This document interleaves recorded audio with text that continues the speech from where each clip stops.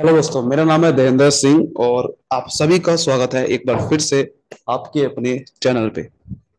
आज की हम इस वीडियो में बात करेंगे कंज्यूमर्स इक्विलिब्रियम पार्ट फिफ्थ, जिसमें हम बजट लाइन, बजट सेट और कंज्यूमर इक्विलिब्रियम कैसे बनता है ऑर्डिनल यूटिलिटी के अप्रोच के अंदर, उसके ऊपर हम डिस्कस करने वाले हैं।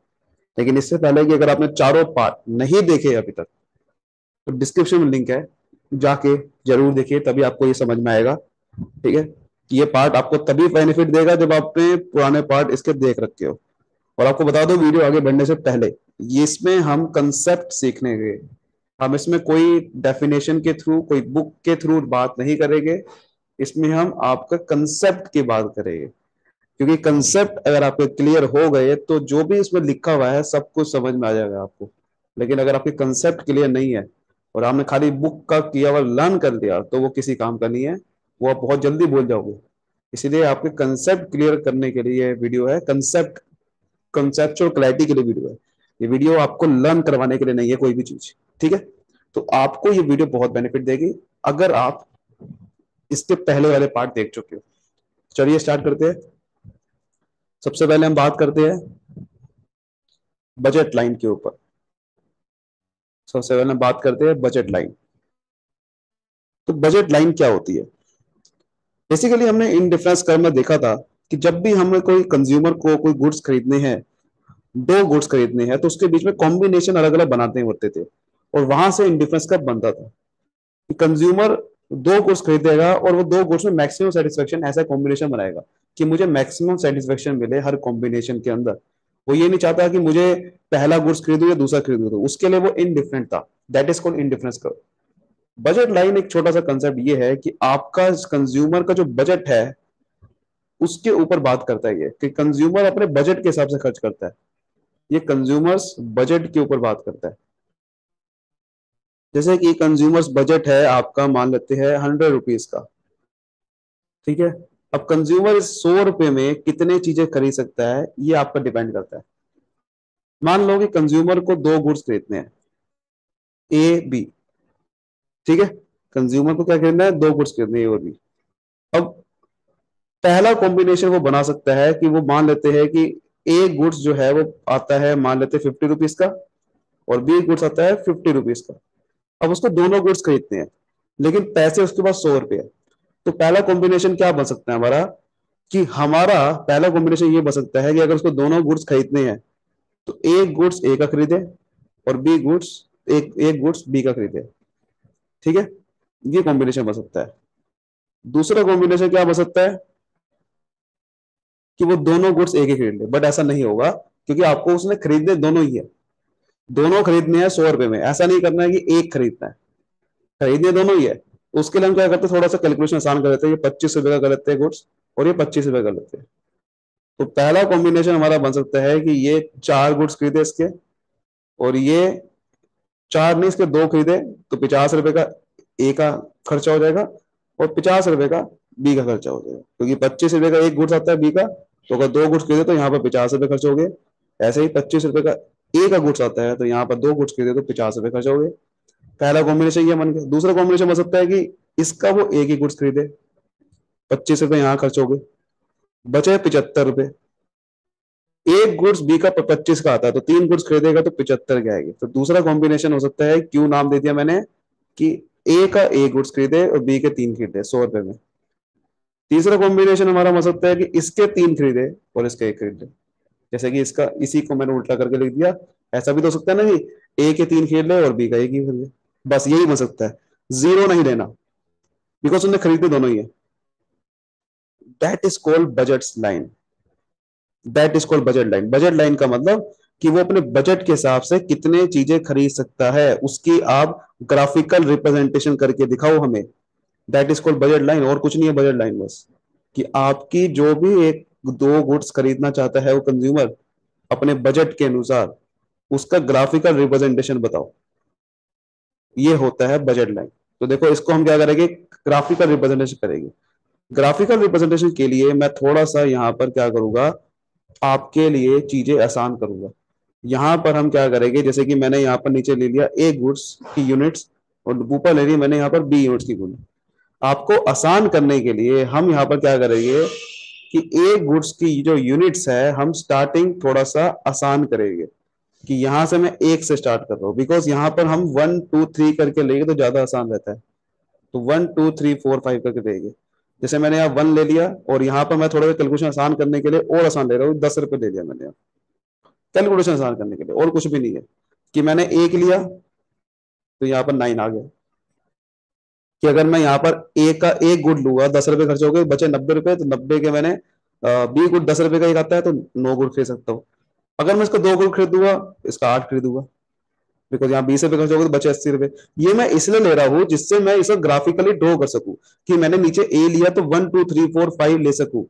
लेता तो मैं कुछ भी ले सकता हूँ यहाँ पर, बट लाइन वाइज लेगा जिससे मैं ग्राफ ड्रॉ कर पाऊँ। ऐसे ही मैं एक और कॉम्बिनेशन 3 बनाऊंगा, इसके 7 खरीदूंगा। एक और कॉम्बिनेशन बनाऊंगा, इसके 6 खरीदूंगा। ऐसे करके आप कोई भी कॉम्बिनेशन बना सकते हो। बुक में आपके कई और की बना सकते हो, बट आप ऐसे ही ले सकते हो। अब इसको आपको ग्राफिकल ड्रॉ करना है। बी को मैंने ये आपके पॉइंट प्लॉट करने हैं बी के लिए। तो बी ए पॉइंट्स प्लॉट करने के लिए मुझे यहाँ पर नंबर लेना पड़ेगा, जिससे ये सारे पॉइंट प्लॉट हो जाए। मैं नंबर ले सकता हूँ, मान लेते हैं 2 4 6 8 10। अब इन सबको मुझे ग्राफिकली प्लॉट करना है। जैसे कि मैंने एक पहले मैं एक ए का ले रहा हूँ, बी का 9 ले रहा हूँ। तो ये एक पॉइंट है और ये 9 लगभग के बीच में आएगा। तो पहला पॉइंट क्या बन गया, ये बन गया। ठीक है। दूसरा में मैं ए का 2 ले रहा हूँ, बी का 8 ले रहा हूँ। ए का 2 ये रहा, ये तो पहला पॉइंट बन गया ना। और दूसरे में बी का दूसरा ये है और आठवां ये है। सॉरी, हाँ, आठवां ये है। तो बी का दूसरा ये है और आठवां ये थोड़ा सा नीचे आएगा इसके, इस तरीके से बनेगा। ठीक है, थोड़ा सा नीचे आएगा, और यहां पर इस तरीके से ये बनेगा। ठीक है, बात समझ में आ रही है। उसके बाद तीसरे यूनिट में ले रहा हूं, अगर 3 खरीदूंगा इसकी तो 7 इसकी खरीदूंगा। तो 3 और 7 का कॉम्बिनेशन थोड़ा सा बीच में बनेगा, इस तरीके से आएगा, इसके बीच में बनेगा ये। इस तरीके से आप करोगे तो ये लाइन सीधी ड्रॉ होगी, टेढ़ी नहीं होगी, सीधी ड्रॉ होगी। इसका रीजन मैं आपको बताऊंगा सीधी क्यों होती है। ये लाइन सीधी ही ड्रॉ होगी, कुछ इस तरह से बनती रहेगी, और ये लाइन सीधी ड्रॉ होगी, और that is called budget line. That is called budget line. Budget line का मतलब यही है कि आप अपने बजट के हिसाब से कितने सारे गुड्स खरीद सकते हो। 2 गुड्स, ज्यादातर हम 2 गुड्स लेते हैं, तो 2 गुड्स कैसे कैसे कॉम्बिनेशन उसके बना सकते हो अपने बजट के हिसाब से, उसका ग्राफिकली ड्रॉ करके दिखाना, that is budget line. Simple. अब ये सीधी क्यों आती है, बिकॉज देखो, जितना यूनिट में इसकी सेक्रीफाइस, जितना मैं यूनिट एक की गेन करूंगा उतनी ही मैं इसकी सेक्रीफाइस करूंगा। सिंपल सा लॉजिक है। अगर जितना मैं यूनिट सेक्रीफाइस इसकी कर रहा हूं, जितना यूनिट मैं इसकी गेन कर रहा हूं, उतना ही मैं इसकी सेक्रीफाइस करूँ, तो आपकी लाइन सीधी आती है, बिकॉज कांस्टेंट तरीके से आपका बढ़ रहा है यहां पर भी, और यहां पर घट रहा है कांस्टेंट तरीके से। अगर ये कांस्टेंट नहीं होता तो लाइन टेढ़ी मेढ़ी आती है। समझ रहे हो बात को। अब आप कोई भी कॉम्बिनेशन लो, मैं आपको एक और कॉम्बिनेशन लेके दिखाता हूँ तो आपको ज्यादा अच्छे समझ में आएगा। देखो, अगर मैं यहाँ पर ए लेता हूँ और यहाँ पर बी लेता हूँ, पहला कॉम्बिनेशन मैंने क्या कहा था, इसका 100 रुपए लिया ना बजट। मान लेते हैं कि 5 रुपए है, इसके 5 रुपए है, आपके पास टोटल जेब में 50 रुपए है। पहले कॉम्बिनेशन में मान लेते हैं ए ने ए को ए ले रहा हूं मैं, 1 यूनिट। एक इसलिए ले रहा हूं जैसे मैं यहाँ पर एक्स एक्सिस पे 1 2 3 4 करके मैं प्लॉट कर सकूं, इसलिए मैं यहाँ पर एक बाय कर रहा हूँ। अगर मैंने एक बाय कर लिया तो मेरे पे कितने बच गए, 45 रुपए, बिकॉज एक ए का गुड्स आता है 5 रुपए का। तो 50 रुपए में मैंने अगर 5 रुपए खर्च करे तो बचे 45 रुपए। तो 45 रुपए में मैं 5 रुपए के हिसाब से कितने गुड्स बाय कर सकता हूँ, 9 गुड्स। 9 5 45 होता है। इसी तरीके से अगर मैं क्यू ले रहा हूँ, इसके मैं 2 खरीदूंगा, तो बचे कितने भाई, ए का 5 रुपए का एक आता है गुड्स, 2 खरीदूंगा, 10 रुपए खर्च हो गए, बचे कितने, 40 रुपए। 40 रुपए में मैं बी का यूनिट कितने खरीद सकता हूँ भाई, बी का एक यूनिट 5 का आता है तो कितने खरीदूंगा, 8। तो देख रहे हो, जैसे ही मैंने एक इसका बढ़ाया, एक घटेगा इसका, बिकॉज मेरे पास बजट 50 रुपए ही है ना, और मैंने दोनों के प्राइस को भी इक्वल मान के चला है। इसीलिए हो क्या रहा है कि जैसे ही मैं इसका एक बढ़ाऊंगा, ऑब्वियस ही बात है इसका एक घटाना ही होगा उतनी यूनिट, क्योंकि आपके दोनों का प्राइस सेम है। तो जितने की मैं इसकी ज्यादा खरीदूंगा उतने ही मैं इसकी कम खरीदूंगा, ऑब्वियसली बात है। जितनी मैं इसकी ज्यादा खरीदने की कोशिश करूंगा उतने ही मैं इसकी कम खरीदूंगा, बिकॉज प्राइस दोनों का सेम है। चाहे मैं इसकी एक खरीदूं ज्यादा या इसकी एक कम खरीदूं, क्योंकि प्राइस दोनों का सेम है, तो इसीलिए ये कांस्टेंट आएगा। तो आपको प्राइस दोनों का सेम लेके चलते हैं इसमें, बजट फिक्स है। इस चक्कर में जितने मैं इसकी यूनिट ज्यादा खरीदता हूँ उतनी ही इसकी यूनिट कम हो जाती है, बिकॉज एक यूनिट दोनों की बराबर आती है। तो अगर मैं एक यूनिट इसकी कम खरीदूंगा तो उतने ही यह यूनिट मैं इसकी नहीं खरीद पाया, बिकॉज वो भी उतने की आ रही थी। समझ रहे हो बात को? That is budget line.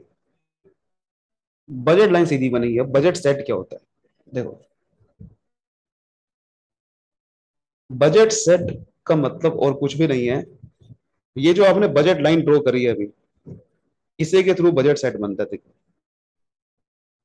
जैसे कि ये आपकी बजट लाइन आई, ठीक है, ये आपकी बजट लाइन है, ऐसे। ये आपकी बजट लाइन है मान लेते हैं, ये बजट लाइन है आपकी। ठीक है, ये देखो, ये हमेशा टच नहीं करेगी यहाँ पे।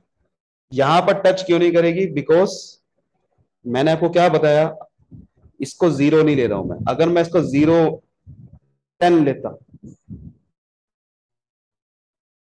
तो ये टच करता, बिकॉज 0.10 का मतलब हो गया कि इसकी 0, इसकी 10, तो 10 यहां लेता नहीं। हमने ऐसा नहीं करा। तो ये कभी भी एक्स वाई को टच नहीं करेगा, बिकॉज मैं किसी की भी यूनिट को जीरो नहीं खरीदूं, दोनों खरीदते हैं मुझे। बजट सेट का मतलब सिंपल ये होता है कि देखो, अगर आपकी बजट लाइन के ऊपर जो पॉइंट आते हैं, ये जो कॉम्बिनेशन आएगी पी क्यू आर, ये बजट लाइन के ऊपर आएगी। लेकिन बजट लाइन के जो अंदर के पॉइंट होते हैं, जैसे कि मान लो कि मैंने यहाँ पर टी पॉइंट को आ रहा है, तो ये जो बजट लाइन के अंदर के पॉइंट होते हैं और जो बाहर का पॉइंट है मान लो एफ, उन पॉइंट्स को भी मिला दूंगा तो वो बजट सेट बन जाएगा। देखो, बजट लाइन तो वो लाइन है जहां पर आपके ऐसे कॉम्बिनेशन आ रहे हैं जिसमें आपका बंदा पूरा पैसा वसूल कर रहा है, पूरे पैसे को इस्तेमाल कर रहा है। कि अगर आपने एक यूनिट इसका खरीदा तो बचे 90 रुपए, तो 90 रुपए को मैंने पूरा इस्तेमाल कर लिया, इसके 9 के 9 खरीदे। इसका मतलब होता है बजट लाइन। लेकिन बजट सेट का मतलब यह है कि मैं ऐसा भी तो कर सकता हूँ ना कि इसका एक यूनिट खरीदा, इसके 9 ना खरीदू, इसका 8 खरीदू, मेरे पैसा बचा के रख लू। जब पैसा बचा के रखूंगा तो पॉइंट अंदर की तरफ आएगा, ये पॉइंट अंदर की तरफ आएगा, बिकॉज मैंने पैसा बचाया है। अगर मैं पैसा पूरा खर्च करूंगा तो ये बजट लाइन के ऊपर आएगा, क्योंकि बजट लाइन ये शो करता है कि पैसे को पूरा इस्तेमाल किया है। बट ये क्या शो करेगा? अंडर स्पेंड किया है आपने पैसों को। ये क्या ये शो करेगा? अंडर स्पेंड, आपने पैसे को कम खर्च किया है। तो पैसा कम खर्च किया तो पॉइंट अंदर की तरफ बनेगा। जैसे कि इसका मैंने एक खरीदा, तो खरीदने चाहिए तो 9, तो 9 यहां पर आ रहा था, बट खरीद लिया मैंने मान लेते हैं 2, तो यहां पर आएगा ना अंदर पॉइंट इसके। समझ रहे हो बात को? दैट इज द अंदर पॉइंट को शो करता है, अंडर स्पेंड बोलते हैं। अगर कोई बाहर का पॉइंट आता है उसको बोलते हैं कि अनअटेनेबल पॉइंट है, ये आ ही नहीं सकता।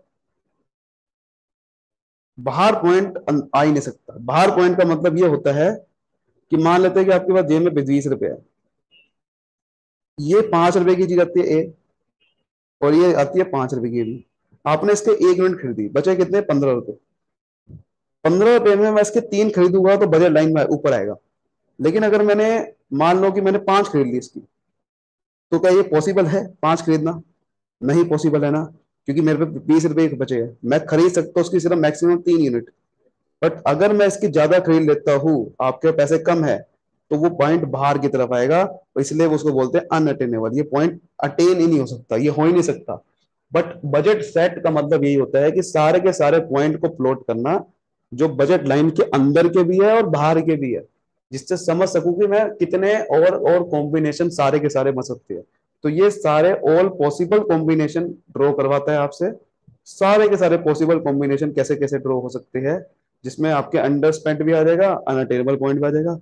बट ये सारे कॉम्बिनेशन वही ड्रॉ करता है जो कि आपके आपके पूरी की पूरी मनी को स्पेंड कर देता है। ठीक है, आपकी इफेक्टिव यूटिलाइजेशन ऑफ मनी उसको शो करता है खाली, कि सारे की सारी मनी को आपने स्पेंड कर दिया। इफेक्टिव यूटिलाइजेशन ऑफ मनी, कि आपने मनी को कैसे स्पेंड किया है अच्छे तरीके से दो गुड्स के ऊपर। दैट इज द, समझ आ गया आपको बजट लाइन? उम्मीद करता हूँ आपको अच्छे समझ में आ गया होगा। इसमें शो करता है सारे के सारे पॉइंट वो वाले कि जो आपने पूरा स्पेंड की है। अगर और लेकिन ये सारे शो करता है बजट साइड सारे के सारे पॉइंट जो कि अंदर भी है और बाहर भी है। लो, तो अब हम बात करेंगे consumer equilibrium under indifference curve analysis. इसको ऑर्डिनल यूटिलिटी के अंदर भी बोल सकते हैं, जैसे कि कार्डिनल यूटिलिटी में कंज्यूमर इक्विलिब्रियम कैसे निकालते हैं, वो था कि सिंगल कमोडिटी के अंदर कैसे निकालते हैं, कि दो कमोडिटी के अंदर कैसे निकालते हैं, दो कमोडिटी और सिंगल कमोडिटी के ऊपर बात करी थी हमने। अब हम बात करेंगे consumer equilibrium in difference curve के अंदर कैसे निकाला जाएगी, और वहां पर कंज्यूमर का कैसे बनता है, उसकी वो बात करेंगे। लेकिन उससे पहले हम एक चीज की वो बात कर रहे थे जो कि रह गई थी, वो क्या है, आपका स्लोप ऑफ बजट लाइन।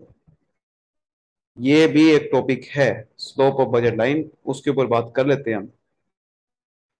देखो भाई, स्लोप ऑफ बजट लाइन ये कहता है, स्लोप का बल्ला जब भी आ गया ना, इसका मतलब है आपका चेंज, कि आपको एक यूनिट सेक्रीफाइस करने के लिए कितना गेन करना पड़ा। जैसे कि हमने एक एमआरटी समझा था, एक एमआरएस समझा था, इन डिफरेंस का हमने MRS, marginal rate of substitution. बस उसी तरीके से स्लोप ऑफ बजट लाइन होता है मार्जिनल रेट ऑफ सब्स्टिट्यूशन। उसका फॉर्मूला लगभग सेम है, जैसे कि वही डेल्टा यूनिट्स सेक्रीफाइस, ठीक है, अपॉन डेल्टा यूनिट्स गेन। बड़ा सिंपल सा फॉर्मूला है, जैसे कि उस सारे के सारे फॉर्मूले मिलते जुलते हैं।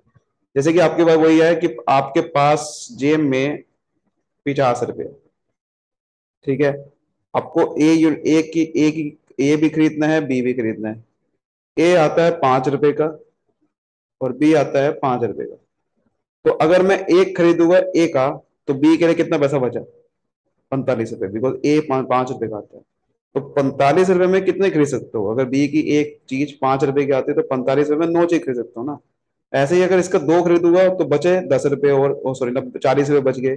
40 रुपए में पांच के हिसाब से कितने खरीद सकते हो, 8। इस तरीके से एक बढ़ा हुआ इसकी एक कम हो रहा है, इसका एक बढ़ा रहा हूं इसका एक कम हो रहा है। तो अगर मुझे ये निकालना है कि कितना सेक्रीफाइस हो रहा है, स्लोप और बजट लाइन निकालना है, ये आपकी कॉम्बिनेशन है। मान लेते हैं कि मुझे कॉम्बिनेशन पी का निकालना है कि स्लोप और बजट लाइन कितना है, मतलब किस रेट से सेक्रीफाइस करना पड़ रहा है अपॉन गेन। गेन किस हिसाब से हो रहा है, जैसे कि यहाँ पर एक करना पड़ रहा है सेक्रीफाइस और एक गेन करना पड़ रहा है, तो मतलब 1/1। इसको बोल सकते हैं 1:1, कि एक सेक्रीफाइस करने की वजह से एक गेन हो रहा है। दूसरे कॉम्बिनेशन में भी ये हो रहा है, एक सेक्रीफाइस एक गेन, यानी कि 1:1। तो जब ये कांस्टेंट होता है ना, स्लोप ऑफ बजट लाइन, तो हमेशा ग्राफ स्ट्रेट लाइन बनता है। ये एमआरटी में भी पॉइंट था, ये एमआरएस में भी था। जब भी आपका ये कांस्टेंट रहेगा, जिस रेट से सेक्रीफाइस हो रहा है उसी रेट से गेन हो रहा है अगर, तो ये हमेशा स्ट्रेट लाइन बनता है, इसलिए बजट लाइन। अगर ये डिक्रीज होता, तो आपका एक पॉइंट था, आपको याद होगा, जब भी एमआरटी डिक्रीज होता है तो कॉन्वेक्स शेप बनती है, कॉन्वेक्स ऐसे। ये इन डिफरेंस का तभी ऐसे बनता है क्योंकि उसमें एमआरएस डिक्रीज होता है। और पीपीसी में हमने देखा था, जब एमआरएस बढ़ता रहता है, सेक्रीफाइस ज्यादा हो रहा है गेन कम हो रहा है, तो ग्राफ कॉनकेव शेप बनता है, कॉनकेव। तो ये चीजें होती है, बड़ा सिंपल सी चीजें होती है, इसमें हर जगह पॉइंट आ रही है, तो इसलिए ये स्लोप ऑफ बजट लाइन था। इसको लिखने का एक और तरीका भी है, मैं आपको बता दूं क्या है वो ये है कि price of X commodity upon price of Y commodity. क्योंकि हम इसमें प्राइस को कांस्टेंट लेके चलते हैं, दोनों का प्राइस सेम है। एक्स कमोडिटी मतलब पहली कमोडिटी, इसको माना हुआ है ए, तो अगर इसका प्राइस क्या है 5 रुपए, इसका भी 5 रुपए है, तो क्या आ गया रेशियो, 1:1। तो देखो वही आ गया ना, इस तरीके से भी निकालो या इस तरह से निकालो, आंसर एक ही आएगा, क्योंकि प्राइस दोनों सेम लेके चल रहे हैं। तो इसको लिखने का एक और तरीका भी है, P X upon P Y. बात समझ में आ रही है। तो इसमें क्या करेंगे, हम ये चीज करने वाले हैं, अगर इन डिफरेंस कर्व में जो हम एमआरएस निकालते हैं, अगर इन डिफरेंस कर्व में हम एमआरएस निकालते हैं, इसको इसका slope of in difference curve और इसका स्लोप ऑफ बजट लाइन, अगर दोनों को बराबर आ जाता है तो कंज्यूमर इक्विलिब्रियम हो जाता है। इसका स्लोप को बोलते हैं MRS, marginal rate of substitution. और इसको क्या बोलते हैं, इसको हम basically P X upon P Y बोल देते हैं, या फिर इसको हम क्या बोलते हैं, वही delta unit sacrifice upon delta unit gain. बात एक ही है, दोनों का फॉर्मूला एक ही है, लेकिन हम इसको थोड़ा सा अलग लिखे तो ज्यादा बेटर रहेगा। लिख रहे फॉर्मूला दोनों का सेम ही है, पर नाम अलग अलग है बस, इसलिए इसको थोड़ा सा अलग लिख दिया मैंने, P X upon P Y करके। तो अगर ये दोनों बराबर आ जाते हैं ना तो आपको बजट लाइन मिल जाता है। क्यों बनता है, देखो सॉरी कंज्यूमर इक्वल बन जाता है, क्यों बनता है इसका भी ध्यान समझो भाई। अगर आप इन डिफरेंस कर्व में आप देखोगे तो आपका एमआरएस डिक्रीज होता है ना। कैसे होता है, जैसे कि वही दोनों को कॉम्बिनेशन है पी क्यू, यहां पर है यूनिट्स और यहां पर एमआरएस लिख देता हूं, और इसके अंदर भी यहां लिखता हूं यूनिट्स पी क्यू, और यहां पर आपको मैं लिख देता हूं P X upon P Y लिख दो, या फिर स्लोप ऑफ बजट लाइन लिख दो, बात एक ही है। अब यहां पर अगर मैं यूनिट्स मान लेते, यूनिट्स नहीं आपको कॉम्बिनेशन लिखते, सॉरी कॉम्बिनेशन आप बना रहे हैं ना, हम यहाँ पर ए बी लिख दो आप, ए बी, और यहां लिख दो कॉम्बिनेशन, यहां लिख दो आप कॉम्बिनेशन। मान लेते हैं कि इसका मैं पी ले रहा हूं, इसका कॉम्बिनेशन क्या था, इसका क्यू आर एस टी, तो ऐसे ही यहां पर भी कॉम्बिनेशन ले लेता हूं P Q R S T. तो बेसिकली अगर मैं यहां पर जैसे कि लेता हूं कि ए का एक ले रहा हूं और बी का ले रहा हूं मान लेते हैं 20, जब मैं इसका दो खरीदूंगा तो इसकी मुझे कम करनी पड़ेगी क्योंकि सेक्रीफाइस हो जाएगा। तो देखो लेकिन कम कैसे कर रहा हूं, पहले वाले में यहां पर एमआरएस नहीं आ रहा है बिकॉज अभी कोई, यहां पर एमआरएस तब आता है जब कोई दूसरी यूनिट हो जाए। मार्जिनल रेट ऑफ सब्स्टिट्यूट कब आता है, ये सब्स्टिट्यूट कितना करना पड़ा। तो यहां पर देखो 4 यूनिट सेक्रीफाइस करनी पड़ी, एक गेन करनी पड़ी थी, रेशो क्या आ गई 4:1। इसमें 3 ले रहा हूं, इसमें इस बार मैं क्या कर रहा हूं 12 ले रहा हूं, 12 की जगह ले लेते चलो मान लेते 14।